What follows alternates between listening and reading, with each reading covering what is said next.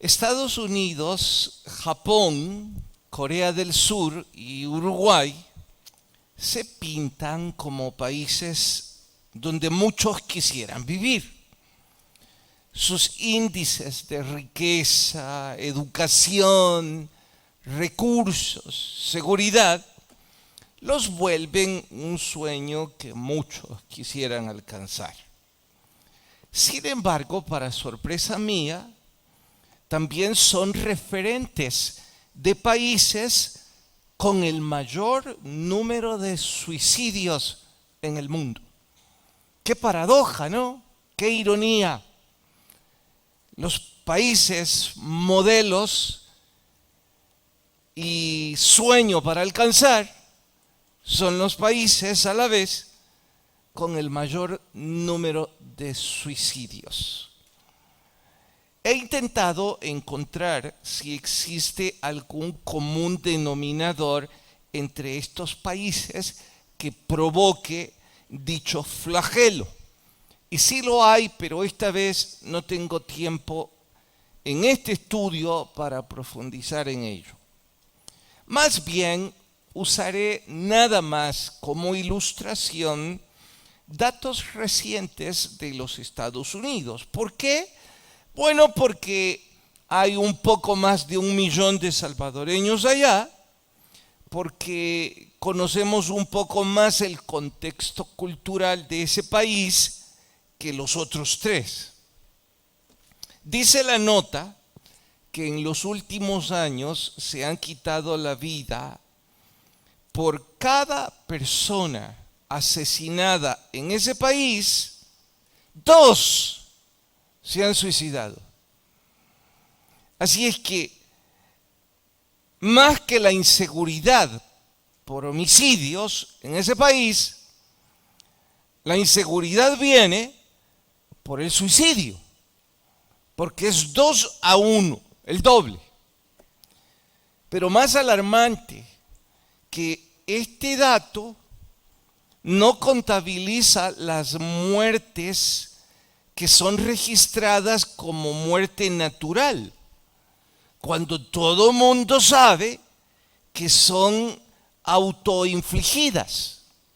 ¿Qué significa eso? Bueno, es que hay personas que en realidad se dejan morir, especialmente por falta de medicarse. No dije falta de medicamento, dije falta de medicarse o exceso de medicarse. Descuido voluntario, a propósito, lo que sea. Pero según los que han hecho esta investigación, ellos aseguran que las muertes autoinfligidas son mucho más que los suicidios.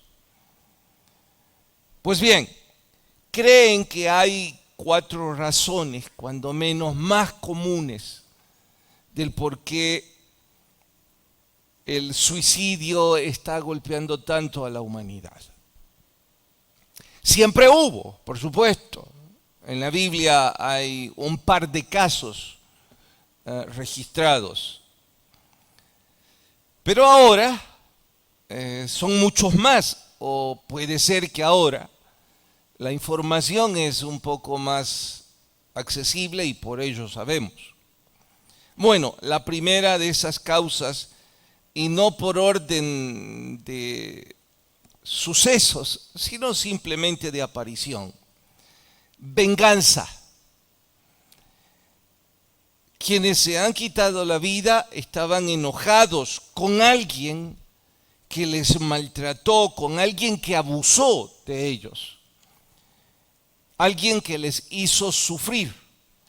Así es que la manera de vengarse y de forma recíproca hacerlos sufrir, retribuirles ese dolor, es quitándose la vida. Dice la investigación que regularmente esto pasa en los adolescentes o en padres incomprendidos, pero sobre todo en adolescentes, que también es otro dato importante de mencionar. El mayor índice de suicidios está sucediendo en adolescentes y en ancianos. Bien, segunda causa, reunirse con seres queridos. Piensan que vivir sin la persona amada es no vivir, que el sufrimiento de vivir así es demasiado grande. Y cita que la tasa más alta de los que se suicidan excusándose en esto son los ancianos, que al morir su pareja de toda la vida se abandonan en el descuido personal, buscando cada día la muerte. Tercero, la fantasía de un renacimiento. Esto sobre todo con el crecimiento de religiones y filosofías orientales que creen en reencarnación o falacias parecidas. Pero creo que no es el caso de nuestra cultura y por ello no me extiendo en eso. Y finalmente, la autorretribución. Por cierto, paréntesis, si alguien dice, pero oiga, ¿y cómo saben tanto si estas personas se han quitado la vida? Bueno, como dato curioso, la mayor parte de ellos, no todos, en esa investigación han dejado saber por cartas o por cualesquiera medios las razones de su suicidio. Dice autorretribución. Concluyen que la culpa que llevan es imperdonable. Insisto, la conclusión es de ellos. Y asimismo se sentencian a la pena de muerte. Ellos se vuelven sus jueces y sus verdugos, llevando así la pena por su propia mano. Bien, por supuesto que en todos los casos, y sin importar mayor explicación, aplican a la clara y abierta violación del sexto mandamiento: no matarás. No he citado estas causas con la intención de justificar la violación del mandamiento. Solo las he citado como un antecedente para el tema que hoy debemos abordar. ¿Qué tiene que ver esto con nuestro estudio? Bueno, muchísimo. La primera razón por la que debemos abordar el tema es porque Judas se suicidó. Y triste y trágicamente es referente para muchos. Ustedes dirán, no, pastor, no es algo que a nosotros nos ocupe, nos atañe. Ya verán que los números dicen que usted está equivocado.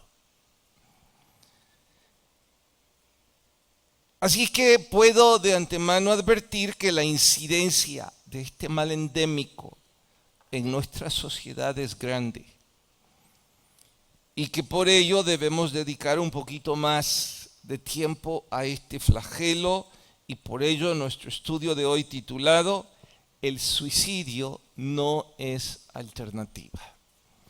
Vayan a Mateo capítulo 27. Mateo capítulo 27, el estudio de hoy: el suicidio no es alternativa. ¿Listas sus Biblias? Entonces, vamos al verso 13. Entonces Judas, el que le había entregado, viendo que era condenado. Noten, ¿quién le condenó? ¿Quién condenó a Judas? Nadie. Se condenó a sí mismo. Devolvió arrepentido las 30 piezas de plata a los principales sacerdotes y a los ancianos.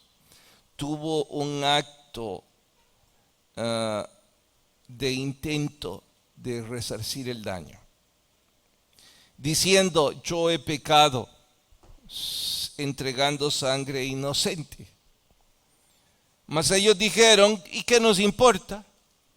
Paren, notan que si estos religiosos hubiesen tenido preocupación de las almas, habrían conseguido que Judas no se quitara la vida. Porque ellos pudieron haber dicho: bueno, nos equivocamos, hay que corregir, otros lo han hecho. Cualquier respuesta, pero no decir: nos importa un comino tu existencia. Que para tragedia nuestra, hay que decirlo, esa es la verdad de muchos religiosos hoy día. Les importa un comino lo que otros estén sufriendo. De hecho, les voy a citar un típico ejemplo. Entre ustedes hay algunos que ya prestaron aburrimiento al tema, porque ustedes piensan que están lejos de sufrirlo y no se dan cuenta que a lo mejor alguien cercano, suyo, está pensando en algo tan grave como esto. Pero a usted, ¿qué le importa? Porque va por la vida viviendo para usted mismo. Parecido a estos religiosos. Sigo. Arrojando las piezas de plata en el templo, salió y fue y se ahorcó. Los principales sacerdotes, tomando las piezas de plata, dijeron: no es lícito echarlas en el tesoro de las ofrendas, porque es precio de sangre. Luego les explico sobre el precio de sangre.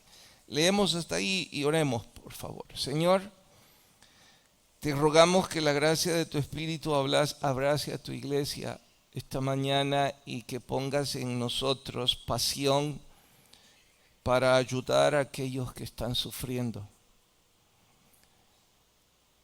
Sé, Señor, que el enemigo intentará una y otra vez envenenar las mentes de algunos,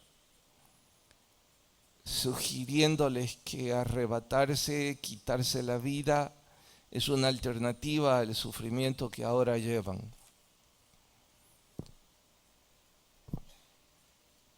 Sabemos bien, Señor, por lo que tu palabra enseña, que eso no es una alternativa. Pero a veces somos tan frívolos e indiferentes con el sufrimiento de otros, que lejos de mostrar compasión, ayuda y un aceite que mitigue la herida, somos expertos en abrirlas. Por eso te rogamos que tu Espíritu Santo grite a nuestras vidas y que podamos ser una iglesia con amor por otros, por interés por sus vidas. Por favor, háblanos, te lo suplicamos en el nombre de Cristo Jesús, nuestro Salvador. Amén. Empecemos por la incidencia en nuestro país, extendiendo las disculpas a aquellos que nos ven en línea y que son de otros países. Aún con todo eso, para ustedes, los extranjeros, debo acotar que sin importar en el rincón donde vivan, o donde se conecten. Nos une el ser latinos. Entiendo que esa es la razón de que estudien la Biblia con nosotros.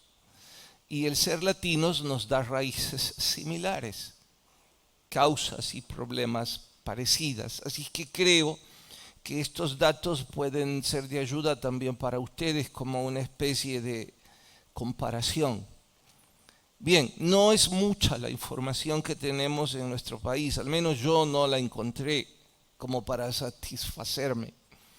La poca que encontré es que cita que por cada 100.000 personas, 10.9 hombres y 2.4 mujeres se quitan la vida. Es un porcentaje bajo, parecería. Válido es resaltar que la mayoría son hombres, También válido sería resaltar, pero no satisfacen mi curiosidad los detalles, que el número de edades es en los extremos, jóvenes o ancianos.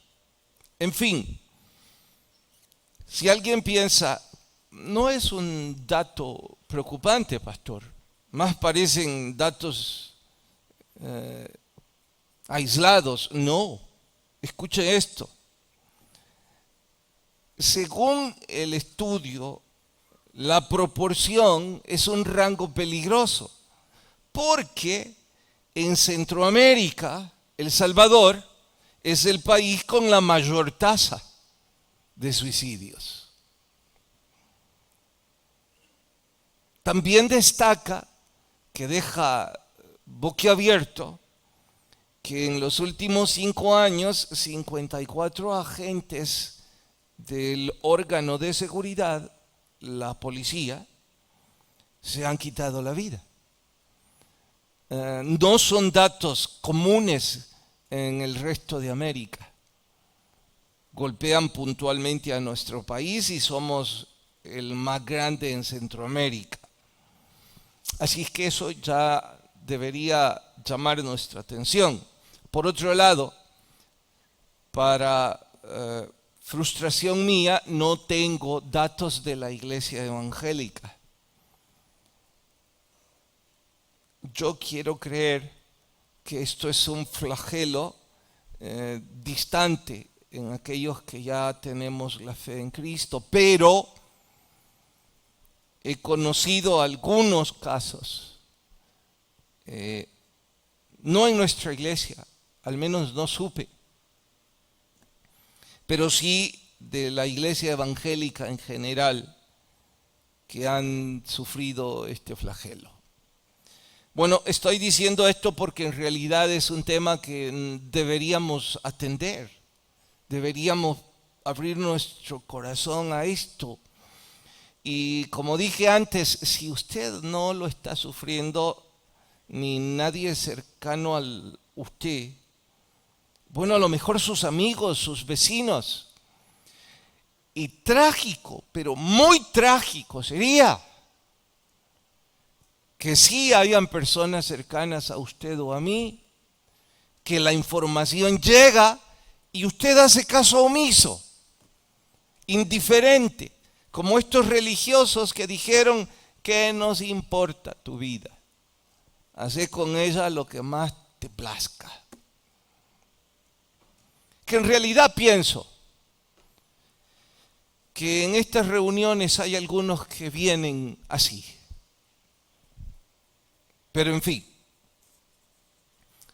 ahora apliquemos esto a la historia bíblica y viene la pregunta. Y de estas causas que hemos señalado, ¿cuál es la que aplica a Judas? ¿Por qué Judas se quitó la vida? Bueno, veámosla en orden. Venganza, no. Nuestro Señor Jesús no lo hizo sufrir, no le maltrató, no lo explotó, no abusó de su vida, no podía querer vengarse. Reunirse con seres queridos, en lo absoluto. No sabemos nada respecto a sus seres queridos. un renacimiento, menos. Los judíos más distantes de cualquier otra cultura en el mundo no creen en eso. La autorretribución es la única posibilidad que queda y obviamente en Judas ese fue el problema. Su culpa insufrible. Él reconoció que había pecado y la culpa no supo manejarla. No supo arrancarla de su vida. Dirán algunos, pastor, ¿se puede? Sí, a eso vamos. Pero antes hay que decir, regresó a quienes pagaron devolviéndoles el dinero, creyendo que con eso su culpa se iba a mitigar. Tuvo intentos humanos de resolver su sufrimiento, pero lejos de resolverlos, hicieron el abismo mucho más grande, mucho más horrendo. En la serie de Chosen, que sigo recomendándoselas por mucho, el personaje que toma el papel de Judas provoca mi compasión. Yo quisiera poder platicar con el productor y preguntarle, ¿qué estabas pensando cuando seleccionaste a este hombre para ocupar el rol de Judas? Me preguntarán ustedes, ¿por qué? Es que a mi gusto, Judas, el rostro que aparece en Chosen, no es el rostro que yo hubiera imaginado. Yo habría imaginado a alguien con una mirada perdida y maldad en sus gestos, una traición explícita, una de esas personas con las que uno debe cuidarse después del saludo. Pero el productor no puso un rostro así. El que desempeña el papel a mi gusto arranca compasión. En mí. A lo mejor si ustedes la ven, sacan una conclusión diferente, pero en mí arranca compasión. Pienso, wow, Judas, estuviste tan cerca de Dios y vas a quemarte en el infierno. Pudiste haber reparado.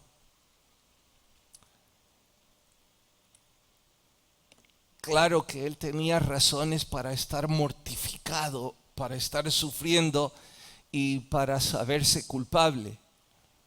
No estoy justificando ni poniendo una carga liviana en algo que fue tan horrendo. Solo voy a hacer una comparación y verán que mi comparación no es un disparate. Pablo, mientras fue Saulo de Tarso, la historia dice que él asesinó y no sabemos a cuántos cristianos de la iglesia primitiva. Insisto, no sabemos a cuántos asesinó. Y sí sabemos que a muchos les provocó prisión, persecución, abuso y sufrimiento. Así es que si tengo que poner en una especie de balanza moral a Judas y a Pablo, sí, y este es el Hijo de Dios, nada puede compararse con el Hijo de Dios, haberle traicionado. Pero oigan, este pecado de asesinar a los seguidores del Hijo de Dios y haberles dado muerte a varios o muchos y persecución a muchos, hace peso en esta balanza. Estoy diciendo que ambos cometieron pecados horrendos, en donde al saberse culpables, pues la carga humanamente hablando no es sobrellevable. Que entonces Pablo tendría que haber visto en el suicidio una alternativa para quitarse el dolor que la culpa propina. Pero ya sabemos la historia. La diferencia entre uno y otro. Judas mostró arrepentimiento. Si usted quiere usar la palabra, aunque los que saben mucho dicen que la palabra que se usa allí es más bien remordimiento. Pero oiga, digamos arrepentimiento. El problema es que su arrepentimiento no fue ante a quien ofendió. Su arrepentimiento fue con sus cómplices. Entonces, la única diferencia entre el uno y otro es que Pablo se arrepintió ante aquel a quienes estaba dando coces contra el aguijón.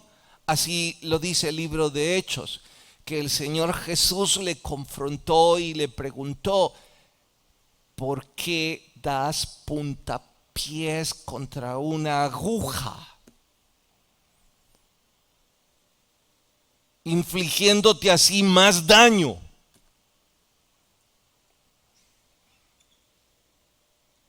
Bueno, ¿qué tiene que ver esto con nosotros? Si nunca, y espero que nunca, ese demoníaco sentimiento llegue a su mente,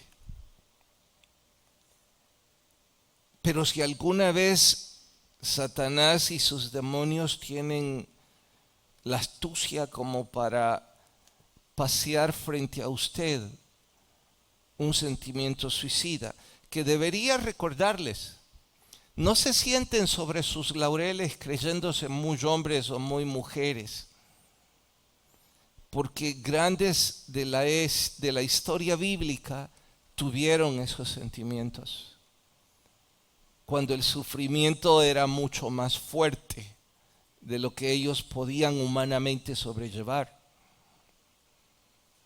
Insisto, quiera Dios que jamás la idea siquiera de lejos aparezca en nuestro horizonte. Pero si Satanás es lo suficientemente astuto, o ya lo está haciendo, ahora es oportuno para a gritos decirse usted solo o sola que esa no es una alternativa. Y que sin importar si es culpa, si es venganza, si es el sufrimiento porque su ser amado ya no está más con usted, o por cualesquiera de las causas, no es alternativa. Y la más difícil obviamente es la culpa. Pero recuerde, si Pablo cometió tan horrendo pecado, fue perdonado y restaurado, y después de ello escribir casi la mitad del Nuevo Testamento, usted o yo en nuestra culpa podemos ser perdonados y podemos ser restaurados. Hay que hacer 2, 3 cosas importantes. Y si usted ya las hizo y no está sufriendo esto, si yo estuviera en sus zapatos, yo igual intentaría memorizar estas 3, 4 cosas. Porque si tengo a un compañero de trabajo que se está emborrachando porque desea no pensar más en su realidad, o se está drogando ¿O es una de esas personas que dicen, de algo me voy a morir? Oigan mucho esto. Todas las personas que muestran que no tienen ningún miedo a la muerte, que dicen con cierto valor, de algo me voy a morir, relájate, son las personas que más miedo tienen. La expresión solo es un mecanismo de defensa. Están sufriendo y no van a admitirlo frente a usted. Probablemente ni siquiera saben si lo admitirán con ellos mismos. Por eso es que algunos se abandonan en vicios, en medicamentos o en actividades riesgosas. En realidad, ellos creen que morir es una alternativa. Ellos creen que pueden pasar a una mejor vida abandonándose. Y usted o yo hemos pasado eso de largo. Bien, hay que hacer 2 o 3 cosas. Usted o ellos. Por eso dije, deberíamos memorizarlo. Lo primero es que debe animarle a su amigo, a su familiar, a que haga la oración y reciba a Cristo como su Señor y Dios. Asegúrese que lo haga con voz audible y de corazón. Explíquele lo que eso significa. Dígale, la vida que estás llevando no es una alternativa. Te estás suicidando. Dirá, no, yo no me estoy quitando la vida. Sí lo estás, por eso bebes desenfrenadamente. Por eso te drogas. Por eso tus compañías. En esos minutos, mientras el desenfreno nos arrebata la conciencia, la culpa desaparece. En esos segundos. Pero luego viene no como un fantasma, luego aparece como un demonio literal. Y la culpa es mayor que antes de esa droga.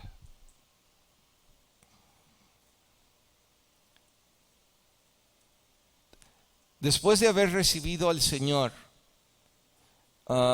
tiene que animarle a tener una amistad con el Señor. Note que esto es diferente a hacer la oración. ¿Cómo una amistad se fortalece? La amistad se fortalece conversando, pasando tiempo con la persona. No hay forma de ser amigos si no compartimos tiempo. Necesitamos compartir tiempo con el Señor. Allí es donde una vez más y por enésima vez elevado a la potencia 100, todo consejo finalmente termina con leer la Biblia y orar. Porque cuando leemos la Biblia nos habla Dios y cuando oramos hablamos a Dios. Eso es una amistad. Eso es crecer en una relación. Necesitamos eso.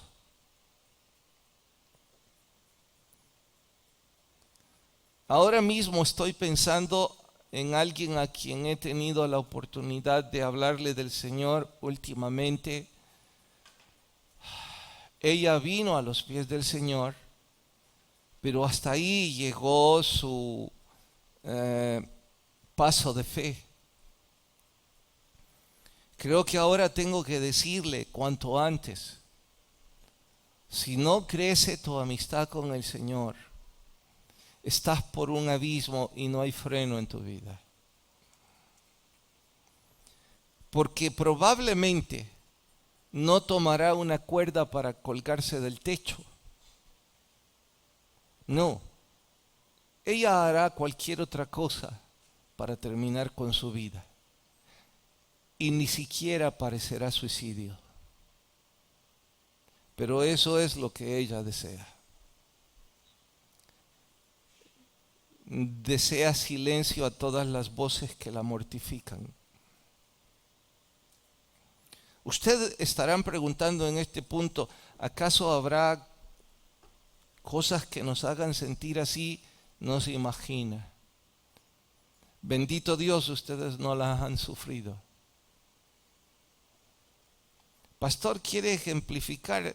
No, porque cada caso es diferente, va de acuerdo a la personalidad de cada quien, lo que es fracaso o no en cada persona. Como simple ejemplo cito, hay miles y miles de mujeres que han abortado y no sienten una mortificación al punto de quererse quitar la vida. A quien yo conocí, sí.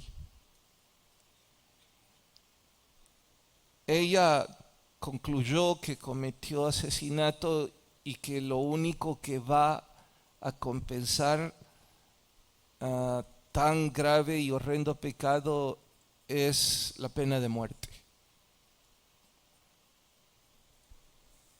Trágico, ¿no?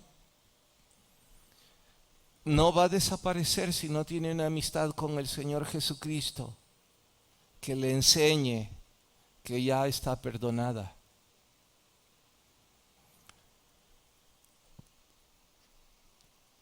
Eso no va a desaparecer si ella no escucha al Señor diciéndole lo que Marcos Vidal en su poema canta cuando él despierta entre algodones, dice, y el Señor le dice, no te preocupes, no pasa nada.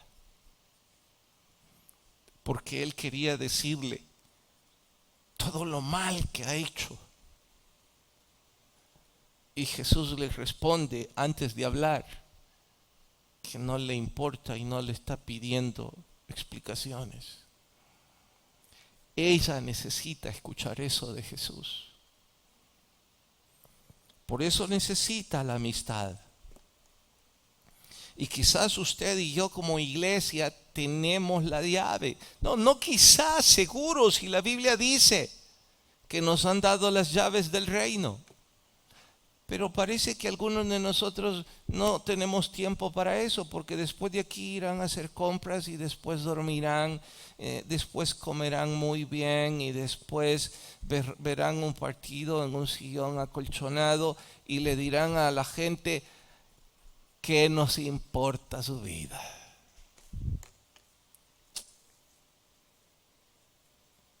Qué trágica religión la que algunos practicamos.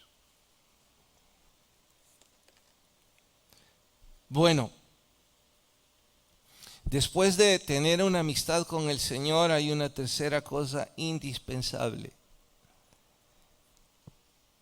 Ellos, es decir, los que más están sufriendo, necesitan amistad con los que han sido perdonados para crecer juntos.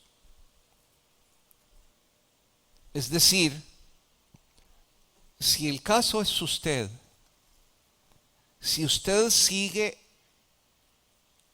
en amistad con las mismas personas con las que siempre ha tenido amistad, usted no va a crecer pero ni un centímetro, emocional, ni espiritual, ni de ninguna forma. Déjeme contarles, me topé con un buen amigo de años atrás que tenía sobrepeso. En cuanto le vi, le dije, pareces otro. Sí, mira, ¿y cuántas libras bajaste? 130 llevo, me dijo. "Ah, vaya que has sido disciplinado. ¿Estás a dieta o te hicieron algún tratamiento? De todo un poco, me dijo. Pero él es muy bromista. Y de todo un poco, pero lo que más me funcionó, me dijo, es quitarme a mis amigos. Y yo dije, primero que escucho que los amigos lo hacen bajar de peso. Y él me dijo, es que mira, los amigos con los que yo salía en el trabajo, en donde fuera, comen más que yo, me dijo.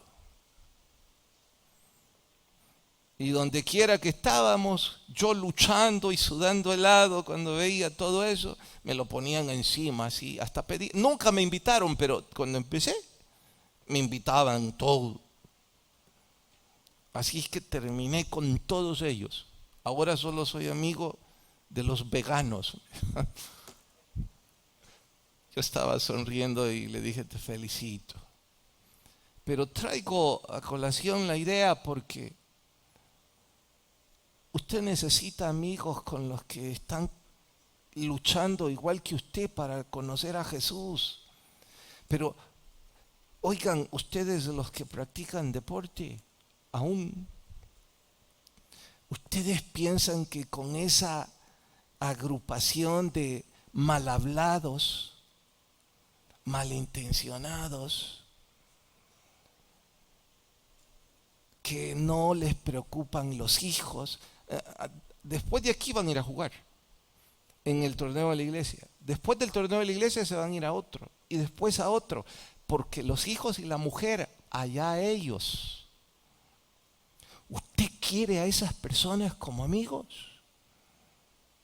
¡Qué increíble! Y yo les diría a los que están escuchando, no entienden nada. No aprenden una pizca de lo que oyen. Lo mismo resulta con los que les motivan a beber. No se sienten con ellos. Con aquellos que le dicen, ¿y desde cuándo tu mujer te manda? No se siente con ellos. Ellos no tienen mujer. Por eso se lo dicen. Y si usted una respuesta, dígale, pues sí, mi mujer me manda. Porque les puedo presentar aquí a varios a quienes la mujer nos manda. Comemos bien, dormimos bien, nos lavan la ropa, hasta nos limpian los pies. Y todos los que están sin mujer, aguántense. ¿He dicho alguna exageración?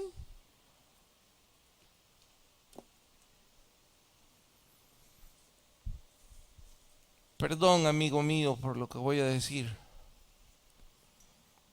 ¿Sabe el colmo de este desgraciado? Se enoja porque la mujer no le pone la sal en la mesa. Y la sal la tiene enfrente.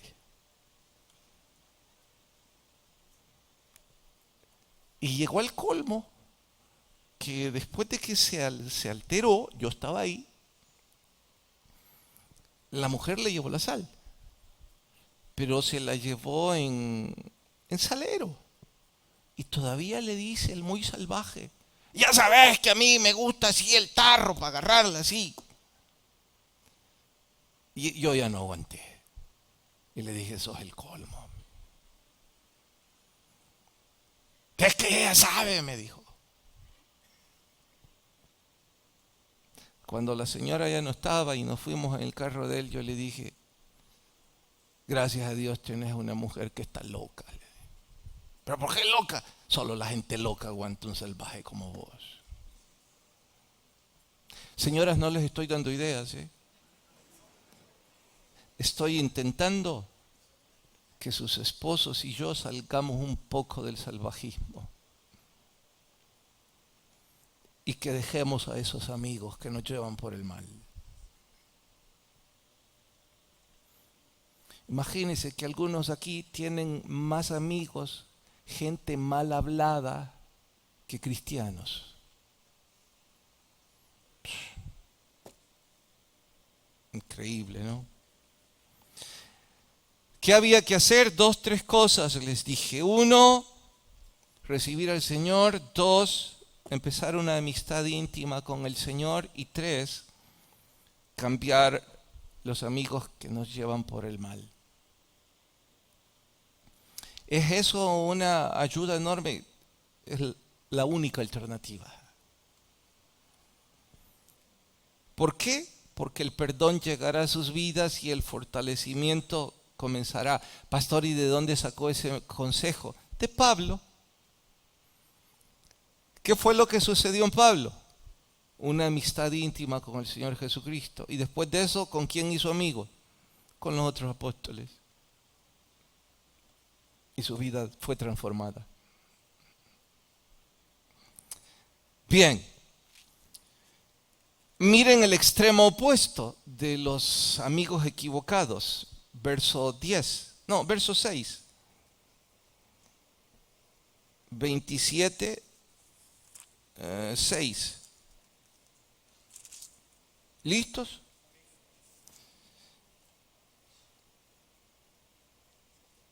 Los principales sacerdotes, tomando las piezas de plata, dijeron: no es lícito echarlas en el tesoro de las ofrendas porque es precio de sangre.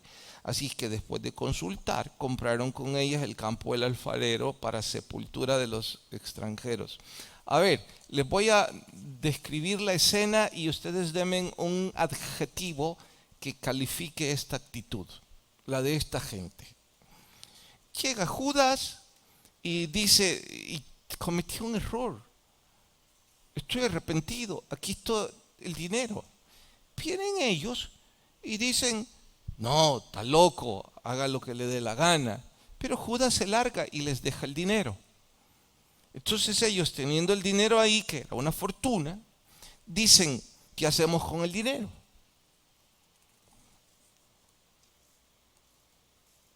No quiero preguntar a ver qué haría usted, porque ya estoy imaginando.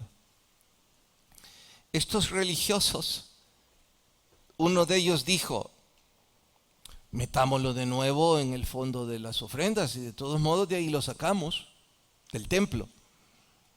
Pero otro de ellos dijo: no, no podemos hacer eso porque es dinero manchado en sangre, porque sirvió para hacer un ilícito y no podemos depositar ahí semejante abominación. Así es que hagamos algo correcto. Y lo correcto es: vamos y compremos un terreno para hacer beneficencia, que sirva para enterrar los extranjeros, porque los extranjeros no podían ser enterrados en tierra judía, según sus prácticas. Y de ahí que compraron el campo del alfarero. ¿Por qué? Porque era inútil, era una tierra estéril por la arcilla derramada por los alfareros y porque la profecía decía que así sucedería. Entonces estos van y obviamente no sabían nada de Biblia, porque si un poquito la hubieran leído, habrían dicho: la profecía dice que un campo del alfarero. No compremos eso, compremos otra. Pero en fin, la compraron. Les pregunto, ¿con qué adjetivo califican la actitud de estos?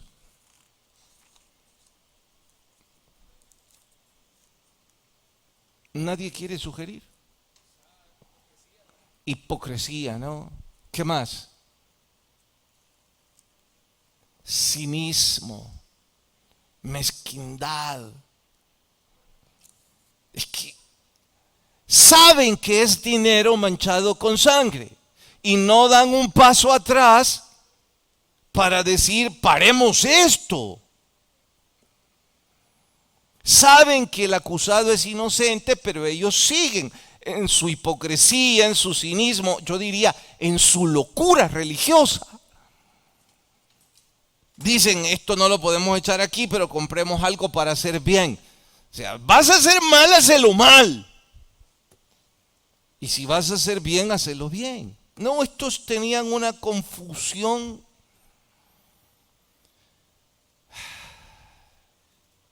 terrible, contradicción. Es que ese es el punto con todos aquellos que no tienen una amistad con el Señor Jesús. La confusión va a ser terrible. Estarán tan lejos de la realidad, si es que para ellos existe alguna realidad. Y quiera Dios que en medio nuestro no haya nadie así, pero saben, lo digo con libertad. Creo que sí, aquí vienen personas así. ¿Cómo? Confundidas. No están del todo seguros qué hacen aquí. Y cuando escuchan cosas como estas, saben que no es el predicador, sino que Dios está hablando a sus vidas, pero aún así tapan sus oídos espirituales y se resisten a empezar una amistad con el Señor Jesucristo. Bueno, no puedo hacer más que animarles a que empiecen esa amistad con Él. Esa es una decisión que ustedes deben tomar. Inclinemos el rostro y oramos. Señor,